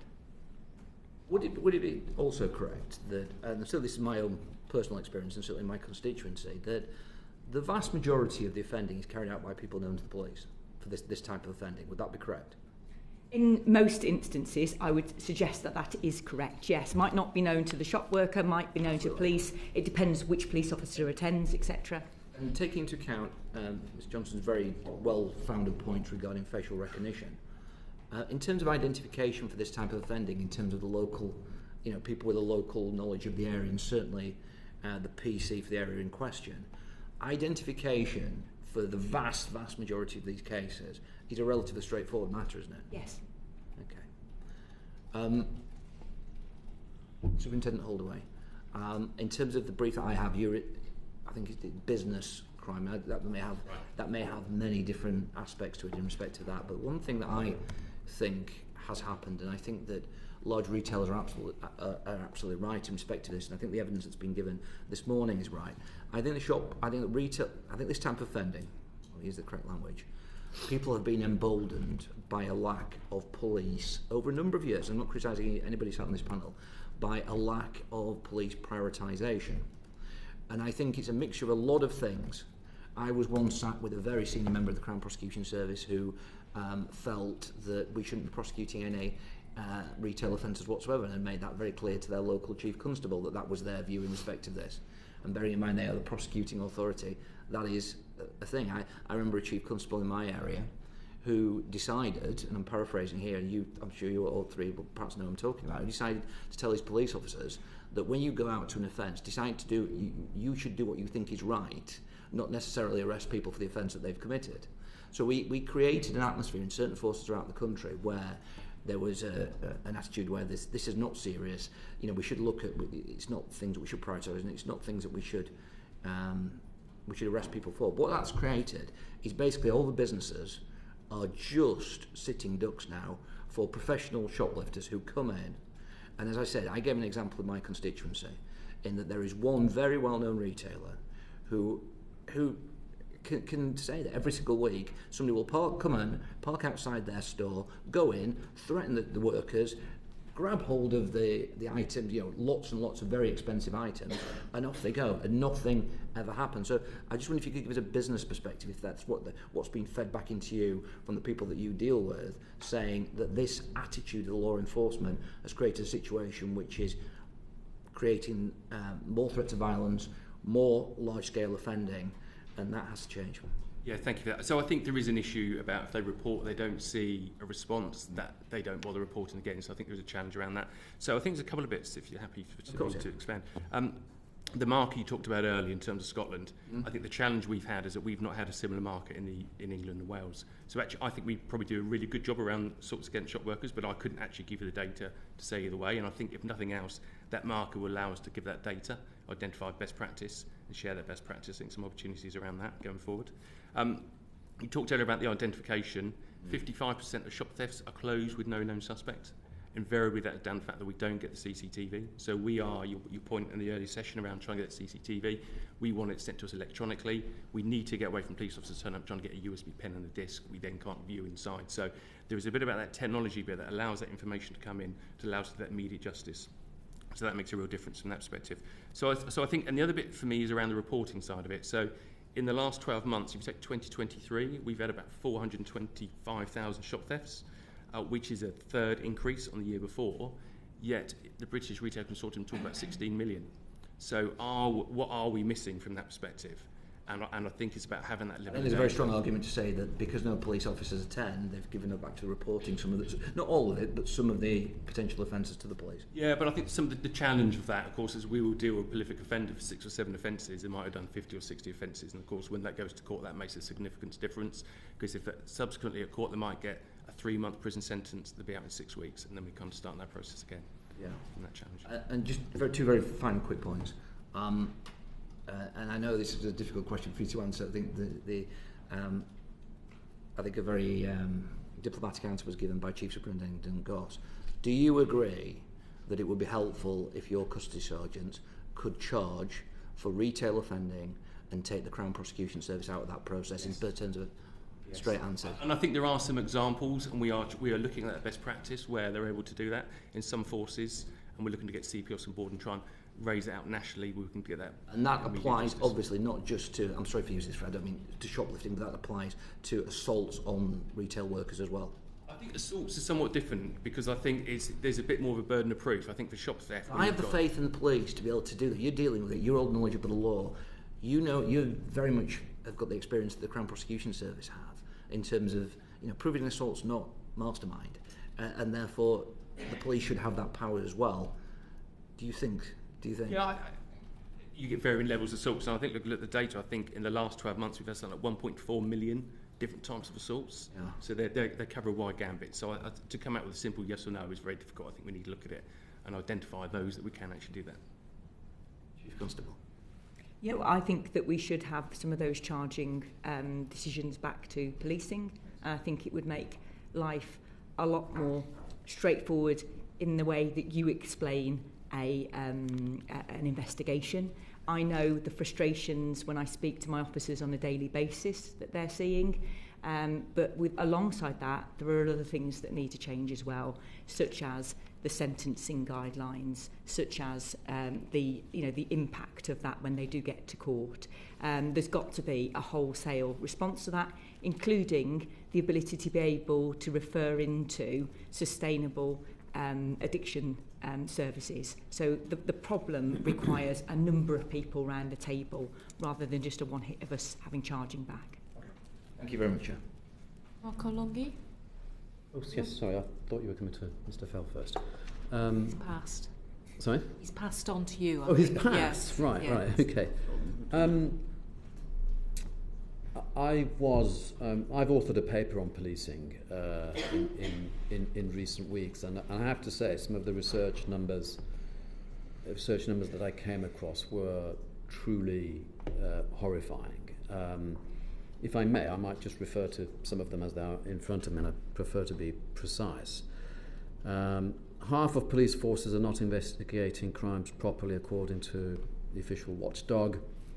When the police tolerate small offences and effectively decriminalise crimes such as shoplifting and retail crime and burglary, they allow criminal behaviour to escalate. Passive policing has also led to more passive citizenry. Polling in 2022 showed that over 1 in 10 people would not report a burglary, assault or mugging to police. This increased to 1 in 4 for not reporting antisocial behaviour. More than half of those people believed the police would not solve the crime even if they did make a report. The Victims Commissioner found that 34% of victims surveyed would not report a crime again to the police. So it is true, isn't it, that the most vulnerable here are likely the ones that are going to be the ones that suffer most as a result of certain police forces, and we're talking about half of them here, choosing to have a policing operating model that specifically disadvantages the vulnerable. I mean, I'd really like to know what the NPCC is going to do about this. I mean, my research has also showed that trust in the police is at an all-time low now. It's never been as low as this. And following the plans back in 2019, policing numbers now are also at their highest they have ever been. So what are the plans? I'm in the West Midlands. They're in special measures, like several other police forces. What are you going to do about it? Would you like myself to respond? Because obviously retail crime fits into all of this, but of course it's a manifestation. You know, the lack of policing of retail crime and solving cases is just one element of what's happening in society overall. Burglaries not being attended and violent crime not being attended as well. Please.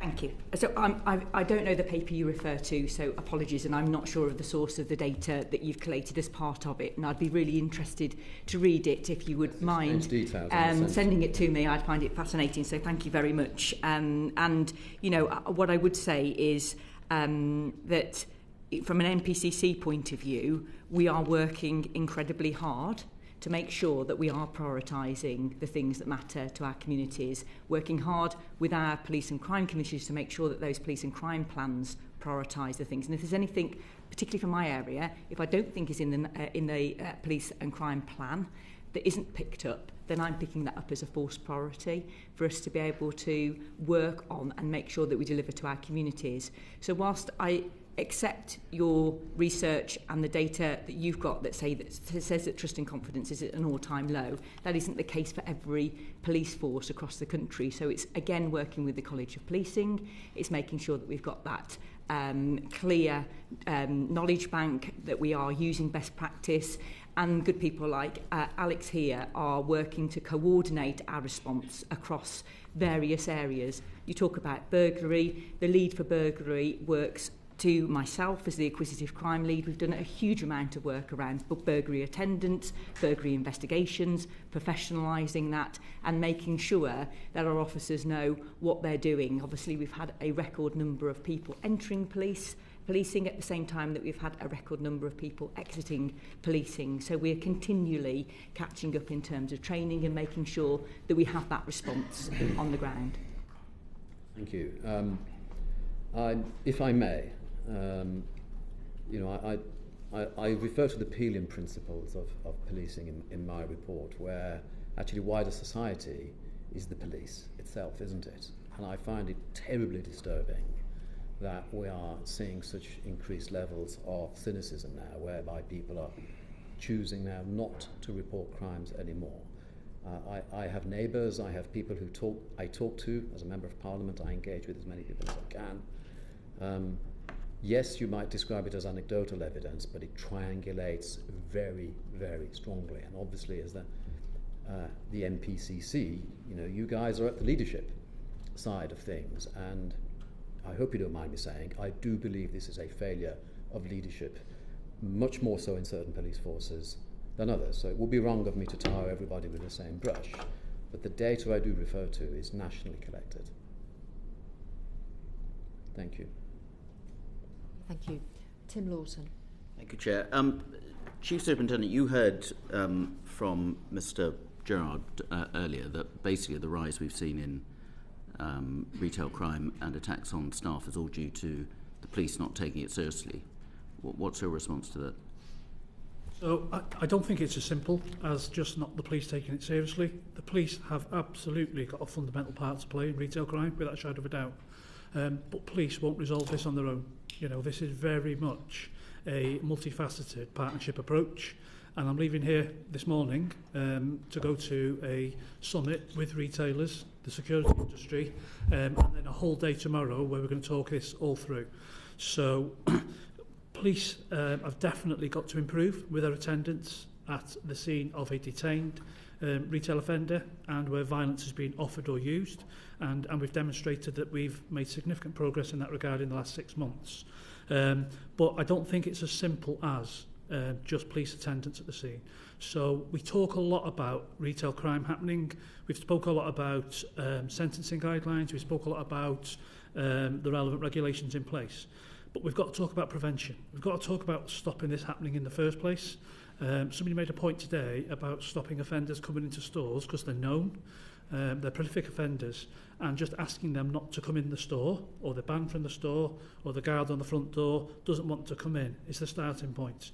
Everything we talk about is after the offence has occurred. So we've got to get back into sort of the discussion around the prevention of retail crime happening in the first place. All those things you've mentioned are at the discretion of individual stores to enforce now, are they not? Yes.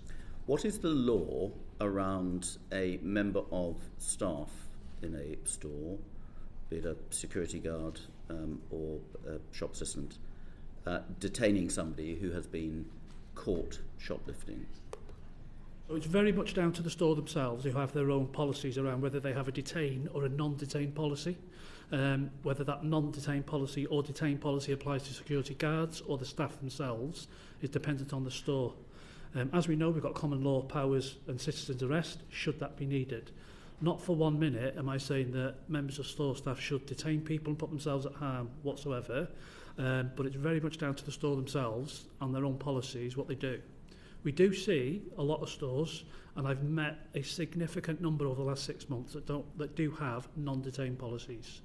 And that's very difficult when you've got repeat offenders, prolific offenders, know there's a non-detain policy coming in and out of a store, I think you described it earlier on, committing theft.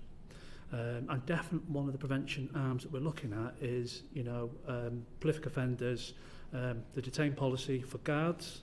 That might need an enhanced level of training from the guarding companies, and then working with the retailers to certainly give ourselves half a chance in that regard.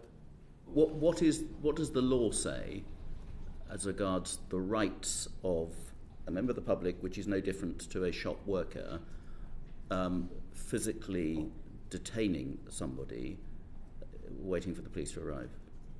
There is a common law to any member of the public, whether it be a guard, whether it be a shop worker or a member of the public shopping in the store. They do have the power under citizen's arrest to detain somebody if an offence has been committed. So that is available to anybody. What are the conditions? It's not unconditional. What are the terms connected with it? That's when an offence has been committed. They can affect a citizen's arrest. Right, but you can't lock them up and go home for the night and leave them in a cupboard, can you? What are the conditions of that? Well, the conditions obviously would be within a retail store that they are arrested by a guard or a member of the public, and then the police are called, and then the police would deal with the matter thereafter. Is there a time limit on that? There's no time limit on it at all. Obviously dependent on the police resource, the demand that's in the organisation at that time, and the availability of officers as to when they can get to the scene. Again, dependent on the circumstance itself. If I was a security guard in a store who had caught clearly somebody shoplifting or assaulting a member of staff or a member of the public who tried to intervene in shoplifting, I physically detained that person. Can I lock them in a cupboard and wait for 4 hours for the police to arrive? I'm not sure locking in the cupboard would be the right term, but you can hold them there for the police to arrive, and that's some of the work that we've done with the security industry, and we're going to do this afternoon around potentially looking at giving extra powers to the security industry around the detain or the non-detain at retail stores. Some of the data that we spoke about earlier on around police attending detained offenders is really encouraging and moving in the right direction. Well, not according to Mr Gerrard. He said that it was a figure 80% of the times that the Co-op have detained an offender and called the police haven't turned up. Do you believe that figure? So I haven't seen the data. I haven't seen the data from Mr Gerrard. I do lots of work with Paul and the Co-op, and working together in partnership with the police. The data that he refers to is pre the Retail Crime Action Plan, so early 2023. Subsequently, when we wrote and brought in the Retail Crime Action Plan, based on police data and a dip sample of a large number of crimes at the latter end of 2023, then police were attending at 75 to 76% of detained retail crime offenders within stores. And that's police data. So Mr Gerrard's given us out-of-date information, or is the Co-op an exception? Co-op was prior to the Retail Crime Action Plan, so that's 2023. I think he did say, if I recall, that it has improved since then and that it's now at 60 to 70% within the Co-op. Don't quote me if I think that's what he did say. I'm not sure if he gave us a new figure. He certainly suggested that in a very large number of times, however historic it was, that the police were not turning up. Do you think the Co-op are any different to any other comparable retailer in terms of their approach to how they deal with offenders? I think the challenge that the Co-op they have a large number of convenience stores, so a lot smaller stores that are not necessarily in town centres or in city centres, and they're very sporadic. And, you know, we mentioned earlier on about socially deprived areas, and guarding is expensive for the retailers, without a shadow of a doubt. It doesn't come cheap. And they don't have guards in every single store. It's very much risk-based where they deploy their guards. So it's a real big challenge for the convenience stores because of the fact that they are small stores in rural communities doing a fantastic job for the community, social fabric of the community without a shadow of a doubt. We saw that in COVID. But it's a definite challenge for the convenience stores, and Co-op is one of those. Okay, the Co-op doesn't just operate convenience stores, it operates quite big stores, which Mr Gerrard seemed to term as convenience stores, but they are effectively smaller supermarkets and some larger supermarkets. All of the Co-op stores I have in my constituency are in the main high streets in the town centres. None of them in rural locations, none of them could be described as being in particularly deprived areas. And yet the rate of shoplifting there is by several multiples worse than other comparable nearby retailers, which suggests something about the Co-op's policy. And what I challenged Mr Gerrard on was the fact that they have a contract centrally with Mighty security guards to provide security guards, which are only available randomly in stores, and then most of my stores are not there on a permanent basis at all, where the policy, the national policy, is visual deterrent only, i.e. they do not physically intervene. Do you see any benefit in having visual deterrent security guards, or is it really as useful as a chocolate teapot? A visual deterrent security guard will help, without a doubt. You know, so if you've got a guard on the door, it will help if there's an offender seeking to go into the store. Why? Because we know from interviews that we've done over time that having a guard on the front door is a deterrent. But having Why? Because there'll be a guard there, and it's something that they wouldn't want to necessarily confront. If they know that they will not be confronted by that guard, that the guard will not intercept them entering the store or intervene if they are seen to be shoving a bar of chocolate in their pocket, then why is that a deterrent? I think having a guard there is a deterrent. It does help. Having a guard there that's got a detain policy as well is an extra deterrent. Having no guard there is where we don't want to be if we can help it. So I think there's three levels We want a guard there if we can. The visible deterrent will certainly help, but having a detained policy as well is just an extra insurance policy on top of that, because these are repeat offenders going into stores all the time. We've described that, we know that, and they've got to know that if they go into that store, they could well be detained by that guard. So I think we're saying the same thing, really. That is the point, isn't it? If it is known that you won't be intercepted, then it's open season, effectively, isn't it, what you said? You just said, though, that you're going to have further meetings today and beyond, and one of the things you're discussing is about additional powers for security guards. Why do guards need additional powers? They've got the powers, like well, I won't say you and me, you've got additional powers, but like anybody in this committee to intervene if we, on the terms we've just discussed. What actual powers do you think they need in addition they don't have now that Parliament had to legislate on? So there'll be extra things that they can do. So, for example, they can support certainly the staff in the store with witness statements. That's something that they can do, and they can have extra powers and support to do that. They can certainly have some extra powers around the detention, which we mentioned earlier on, and holding people in the store for longer.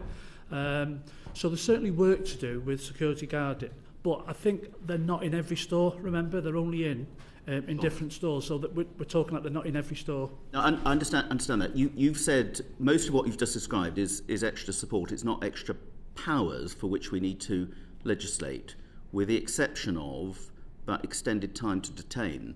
But there is no standard time to detain at the moment. Should there be? I mean, my understanding, and this is what the police were suggesting to me, which is why we had to have a seminar of all the local retailers with the police and local councillors to find out exactly what retailers are entitled to do or not. That the common acceptance is you can detain somebody for half an hour, and if the police don't arrive, then you have to let them go. But that doesn't seem to have any basis in law, does it? I've never heard that half hour. Right. So is it? So this is getting back to me. What is reasonable to be able to detain somebody who's just biffed a customer trying to prevent them from nicking a bottle of gin? Is it an hour? Is it 2 hours? Is it 4 hours? Does it depend on how you treat them? Do you have to give them refreshment during that period? Can you put them in a locked cupboard? What actually can the retailers do awaiting the police, and understood that they have to tell the police that you've got somebody there, and there should be an expectation that the police will arrive? I think it's very dependent on the circumstance itself. I mean, I don't certainly want to give a time limit necessarily on how long they can hold somebody there if they're being violent with the staff worker or the security guard and the police aren't able to attend. So I think it's very difficult to put a time limit on how long they will hold them for. But as I said before, we're getting to 75% at the moment of detained retail offenders. How long that takes to get there, I don't know at the moment, but it's certainly encouraging and moving in the right direction in that regard. So I certainly can't put a time limit on how long they can be held for, because it's very dependent on what's happening in the circumstance and the offender themselves. Okay, but do you agree we do have to have a greater clarity there, so retailers know what their entitlement is, and the police know what's expected effectively of them by the retailer? Agreed, and I think that's some of the stuff that we can work through. We're in the process of writing a national strategy around retail crime, which we're discussing this afternoon and tomorrow, and that's certainly some of the points that we need to do in terms of working closer with the retailers. Don't worry about the bell. It's just telling us that the House of Commons chamber's about to sit. So it's just warning us that that's happening. And we are coming to the end of the session because we've got Prime Minister's question time very shortly, and that's why there's been some movement around the table. I just wanted to ask a couple of questions, if I may. First of all, we've had reference to the Police and Crime Commissioners and how important it is that their Police and Crime Plan has reference to retail crime in it. I just wonder, Chief Constable, you talked a little bit about this. Do you think on the whole that has changed? Because I think we had information in 2018. There was very little in police and crime plans about this. Do you think now most police and crime commissioners are aware that this is an issue? I think they're aware it's an issue, and obviously we're coming up to PCC elections, so there will be an opportunity to reset police and crime plans. I would hope to see that there is a clarity and focus around some of the things that matter for our communities, and our shop workers are our local communities. Right, okay, so that's helpful.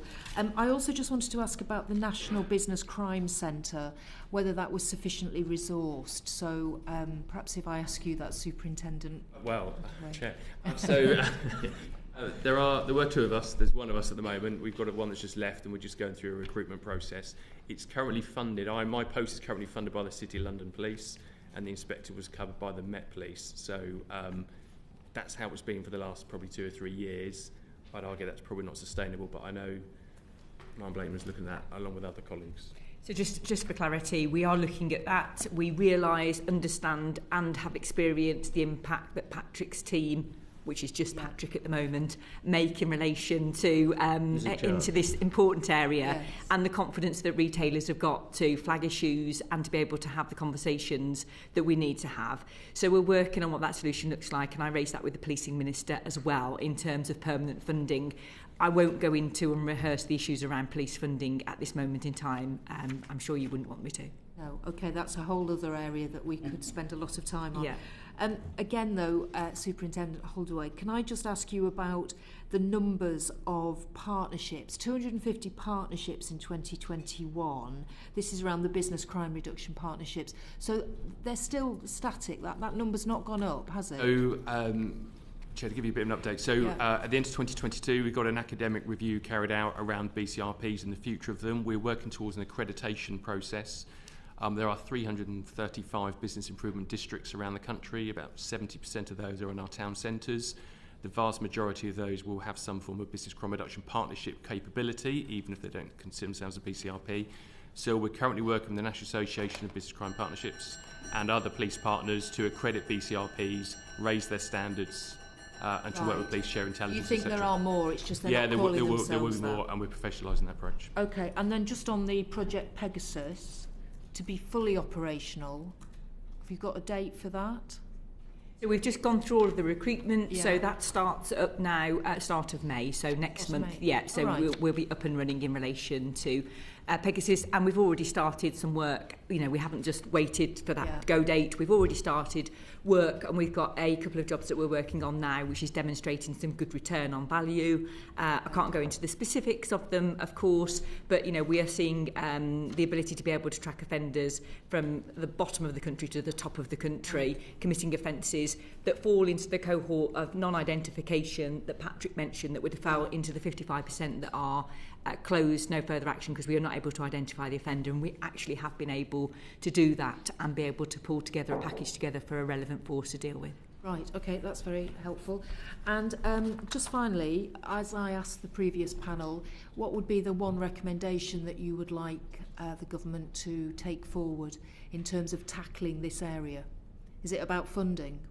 Well, I suppose, resources. You know, so I'll always go to that, won't I? You know, 0.7% of GDP, you know, a situation around funding which is on an ongoing sort of yearly basis, doesn't allow you to plan in the longer term, isn't sufficient. We do have a gap around it.